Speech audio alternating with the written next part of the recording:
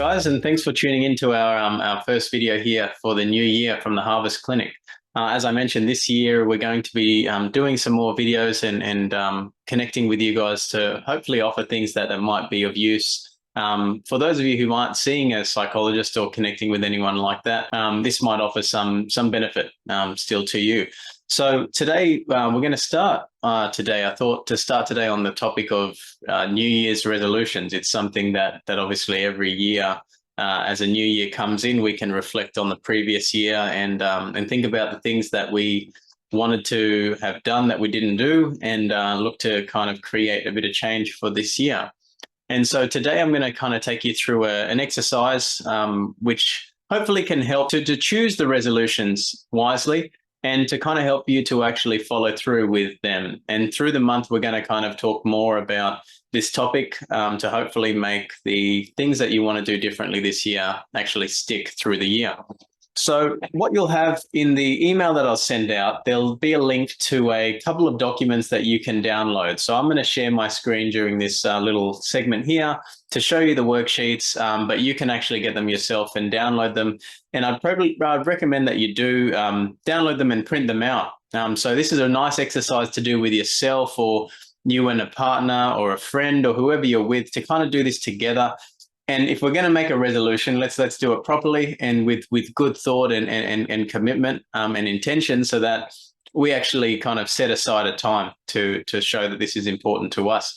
So I'll leave the link for you to be able to click download and print out. And if you haven't done that yet, pause the video here, go and do that, and then join me back as I'm going to take you through the exercises. So there are basically two main worksheets, but I have got a third as well, and I'll explain why. But we'll start with the first worksheet. So let's start with the first worksheet, which is called Clarifying Your Values Exercise. That's the first link you'll have in the email. This exercise is essentially an exercise where we're looking at defining what it is that matters to you. So values, you can see it there. There's a definition: qualities, characteristics, and ways of being that matter most to us. You know, a value is a big part of the work that I do with any client that I'm seeing, or any person that I'm talking to, really, because values define the direction that we want to go. And the thing about values is they're kind of like a compass, right? Like, just like a compass, you never actually achieve east, right? No matter how far east you go, you never get to east. You never say, oh, okay, I'm at east, I made it. No, it's a constant direction.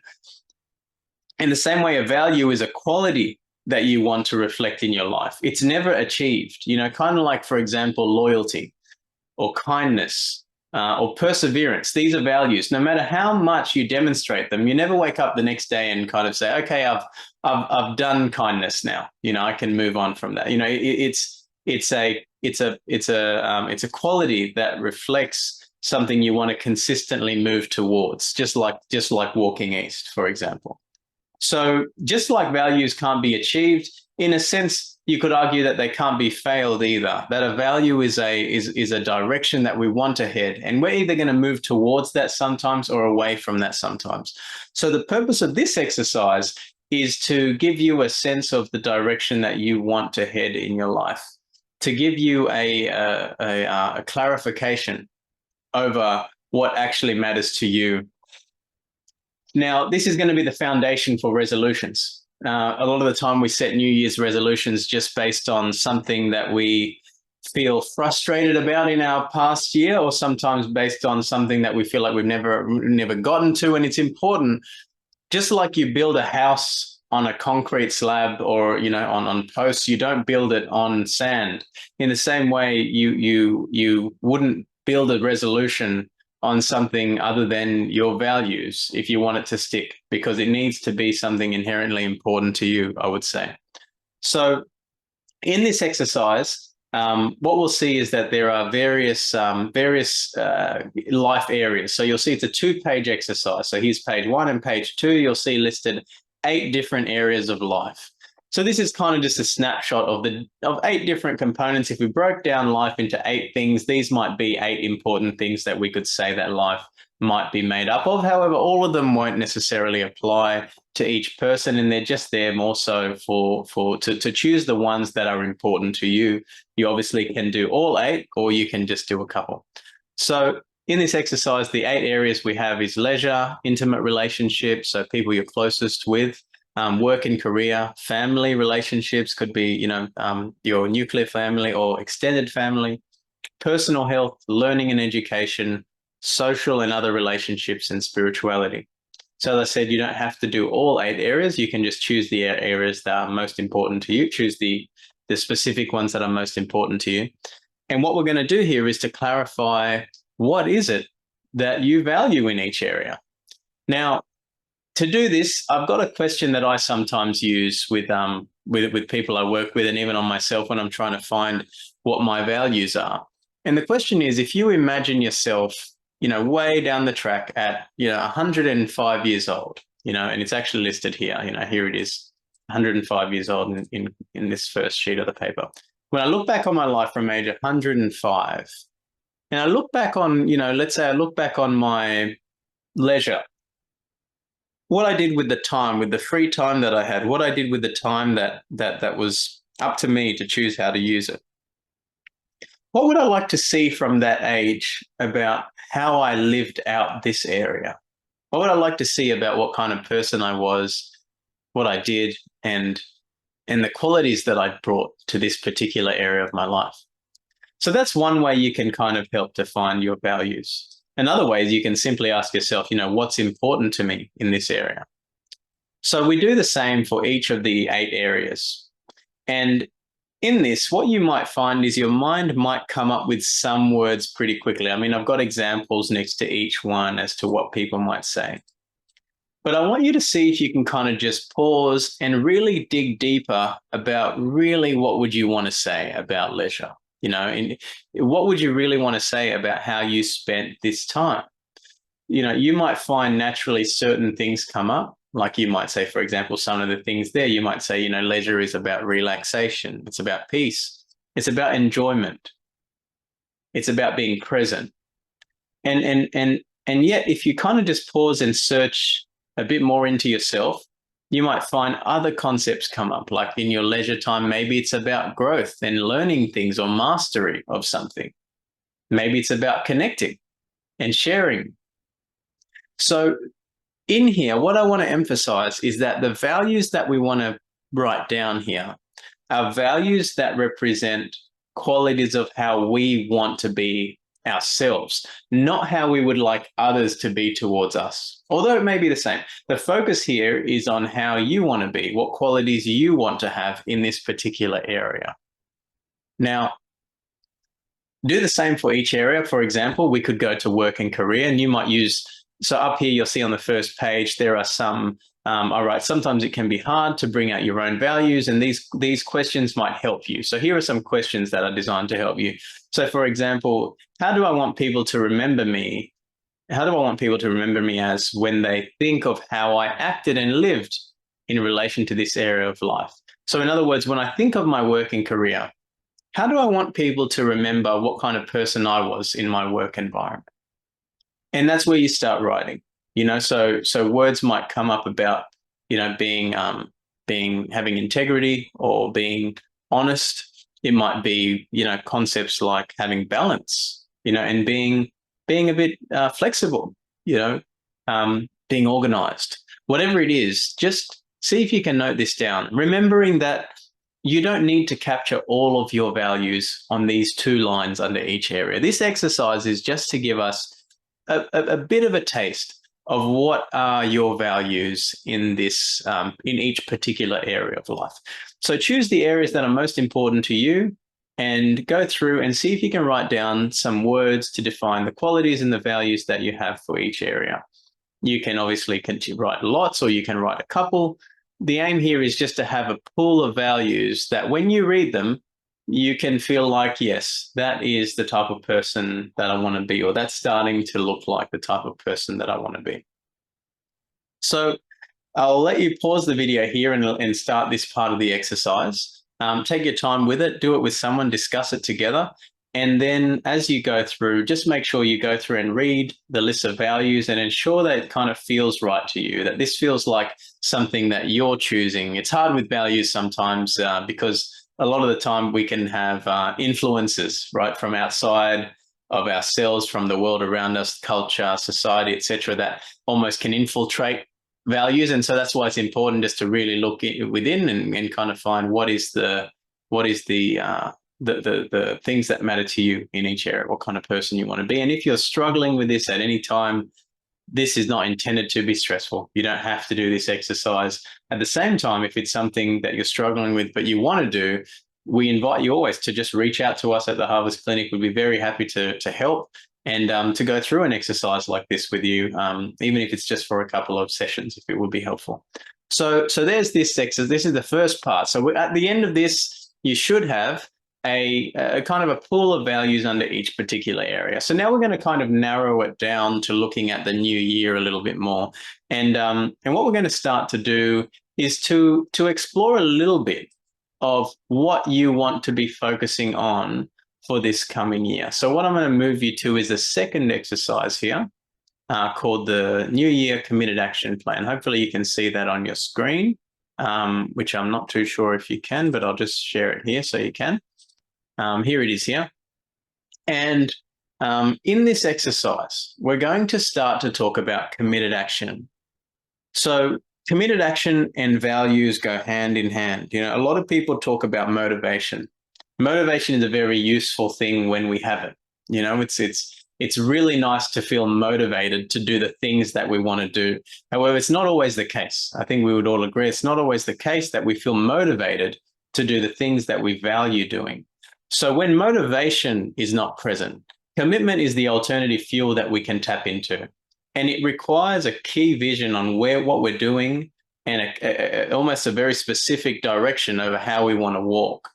So values and committed action, as I said, they go hand in hand. And so now that we've kind of explored the values that we want to follow, now we're going to look at the committed action plan. So in other words, just like I said, values are like a compass. A compass is very, very useful to find direction. So now that we have that compass, what we see is the compass doesn't get us anywhere. If you're lost and I give you a compass, it's good to see the direction, but then your legs have to move that direction in some way. You have to actually look at that. You forge a path. You have to forge a path to actually track through. And so that's what committed action is. It's starting to look at, okay, here's my direction. Now, how am I going to actually walk this in an achievable way through the year? So in this exercise, what we're going to do is I'm going to ask you to pick 4 areas of the 8 previous areas. So we're going to narrow it down for the purpose of making sure that this is achievable and succinct. So pick 4 areas from the previous 8 that we had. You remember there were 8: leisure, work, intimate relationships, family, spirituality, etc. Now I want to break this down into the 4 most important, if you can. Otherwise, you can always print 2 sheets and do all 8. You know, there's no restriction on this exercise. But if you pick 4, write them down here. So maybe you might pick, let's say up here, you might pick, let's say we pick, what's a good one? Let's pick leisure. And maybe the focus value for you this year is learning. In leisure, one thing that you realize you want to be doing more of is learning. Maybe you feel like last year there was too much, relaxation, or in leisure, like it was kind of spent more so just watching TV or movies or on social media, whatever it is. And now you want to be more intentional. Maybe that's a value along with learning, intentional and learning things. So here, what we want to do is to transform this value, which is a kind of a general sense of direction, into something that is practical steps, something that you can actually do. So in this exercise, what I want you to do in a second is to now look at what are the things you could do in the first 3 months of this year. So we're going to break down this whole New Year's resolution thing, rather than being this thing that we're going to achieve by the end of the year. We're going to kind of maybe say we got 4 steps through the year, 4 steps towards this value. And so what we're identifying here is what's the first step you can take in the first quarter of this year towards the value of learning. So it might start. Now I want to start with the most achievable small steps. So for example, you might start with write out a list of all the things I might be interested in learning and narrow it down. Narrow down to 4, maybe, something like that. So you're actually not learning anything in your first step. You're just writing out a list of the things that you might be interested in learning. But that's going to be a prerequisite to actually researching the thing you want to learn and purchasing it, or actually doing a class, or whatever it is that might come later. So that's kind of how I would encourage you to do these things. If your life area is health, for example, and your focus value is, if your focus value is fitness, or sorry, maybe not fitness as a value, but maybe something like commitment or discipline, self-discipline, or something like that. Self-discipline in exercise, as an example, you might say your commitment is simply to, first of all, to wake up at a consistent hour every day. Now, you're not exercising yet, but what I'm saying is the commitment needs to start with the prerequisites, of the behavior you want to be doing. So if it's exercise, you might start with getting up at a consistent time.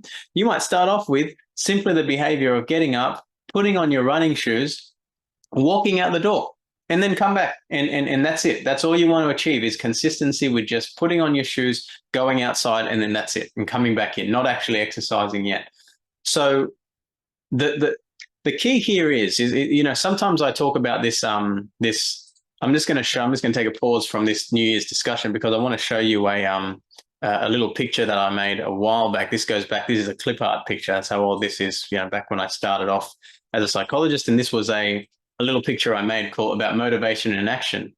Obviously the graphics aren't great, but you see this kind of analogy here that with a truck, the truck obviously is the part that moves, and then you've got the trailer, the load that it carries at the back. And what happens with that truck is that obviously when it's gathering speed or going downhill, the trailer also is going at that speed, and it gives it momentum, pushing it along almost. So that if the truck had to stop suddenly, it would be quite hard, because it's got a lot of momentum going on from the load that it's carrying, pushing it along. That's great when there's momentum, but when there's no momentum, that load has no momentum of its own. That load has no engine pushing the truck along. All that comes from this front part. So in the same way, for us, there are times in life where we feel very motivated to do actions in harmony with our values. In other words, there are times where we feel motivated to do the things that we value doing. But there are times when we've lost complete momentum, when we are not exercising or not learning or not doing any of the things that we want to be doing. And so if we're waiting for motivation, I kind of, in a funny way, just say it's sort of similar like a truck waiting for the trailer to push it along. See, with this situation, motivation can build again, but it's going to need momentum. And momentum is going to start from this engine in here. And you can't see it in this picture, but I used to have in this little white area the word commitment if you zoomed in. And that's what we're going to use to build motivation. So in other words, you kind of see that motivation is going to build through consistent, committed action. The aim here is not just to build motivation. The aim here is to move you towards your values, and commitment is you could say it's the engine we're going to tap into to help us towards that. So in this light, we want to start with something that's small and achievable. That's kind of what we're saying. We want to start with something that's small and achievable, something that you can actually start to implement in the first 3 months of this year. And I want to choose something that's quite specific. So sometimes what might happen is when you do this exercise, you might find you write something that's kind of a little bit, not vague, but a little bit, not as specific as a clear action plan. So for example, under learning for leisure, you might write down to learn a new language. Now, absolutely, that's an action. That's an action. But still, we don't have an actionable item yet. As you can see, we just have to learn a new language. That's kind of a sense of what you want to do. It's more specific than the value of learning. It's, in other words, it is a path, but we don't actually see the steps towards the path in this sense. So at this point, this is where the third exercise comes in.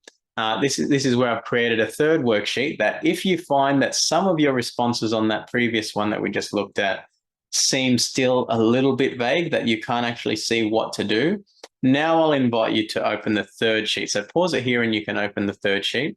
And this is what it looks like. So in a sense, we're going to take the actions that you came up with, such as, we've got leisure, and you've got learning a new language. And what we're going to do is transform that into actual steps that you can take. So into actual actions that you can do to start off with that. So here you might actually write to purchase an online course in learning Spanish, for example. And you can here then transform the more vague value into a more specific, the more vague action into a more specific action, and do this across the whole area of life, coming up with some things that you can do. Importantly, while I have 5 different areas here, the important thing to keep in mind is that less is more when it comes to resolutions. Maintaining something consistently that's small will hopefully build motivation to start to do more things. However, when we're in dissonance from a particular value, there can be like a real desire within us to just want to hit the biggest thing straight away. If we feel like, we haven't been learning enough, we might apply for a course or a degree. If we feel like we haven't exercised enough, we might sign up straight to a gym and enroll in all the classes. What I'm suggesting here is kind of like, if you're towing a car, you wouldn't just tie up the cars together and take off, you'll snap the rope. In the same way, we don't want to take off too quickly. Build momentum through gradual, consistent action has been shown to lead to more lasting change than big things done quickly. So I hope that's helpful today. A little exercise for you to, sorry, it's taken a bit longer than I planned, as I tend to do, but I hope that this is helpful, just to stir up some thoughts. And I want to reach out to say that obviously if this would be helpful to talk about with one of our psychologists, I invite you to reach out and connect with us, and hopefully we can help you through this process. And I look forward to creating more content like this that can just help you in the things that you do. So we'll talk more about resolutions through this month. Next time, looking a little bit more at how to make lasting resolutions and some pitfalls that happen sometimes, what gets in the way of holding to our New Year's resolutions. So thanks again for tuning in, and we'll see you on the other side. All the best and take care. Happy New Year.